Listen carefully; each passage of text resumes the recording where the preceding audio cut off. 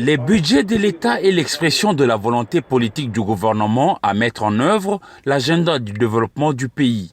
Il est voté par le Parlement national sous forme de loi de finances et sur une base annuelle. Le budget national ne peut être modifié que par le Parlement à travers une loi rectificative.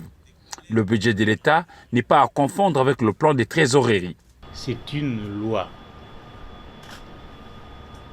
Le Parlement a voté la loi, le chef de l'État l'a promulguée et cette loi contient l'ensemble des dépenses qu'il nous faut pour les actions poursuivies par le gouvernement et l'ensemble des recettes qu'il faut mobiliser pour la couverture des dites dépenses. Sur le plan légal, sur le plan de la loi qui régit nos finances publiques, la LOFIP, le budget est voté en équilibre.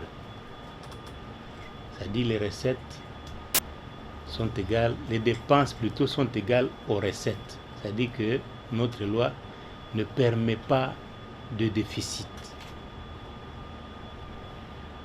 Alors, c'est par référence à ce principe que la gestion courante est tenue sur base caisse, c'est-à-dire nous ne pouvons dépenser que ce que nous avons effectivement en caisse comme moyen.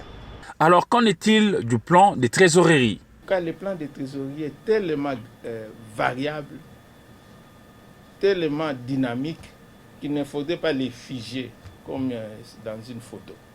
Je prends toujours l'image d'une maman qui a une bassine de 100 beignets. Prenons que c'est ça le budget, 100 beignets. Et elle vend sa bassine de beignets dans une école. Bon, bonne période, mauvaise période, la maman arrive, quand c'est une bonne période, à vendre les 100 beignets, sans problème. Mais il arrive des moments où il a plu, tous les élèves ne sont pas là, et ne vend que la moitié de la bassine, ou peut-être 40%, ainsi de suite. Ça, c'est le plan de trésorerie.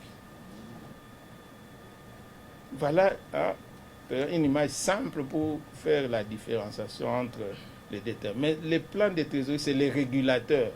Le postage du plan de trésorerie, document interne du ministère des Finances, fait suite à l'accord sur le programme de référence convenu entre la République démocratique du Congo et les Fonds monétaires internationaux FMI.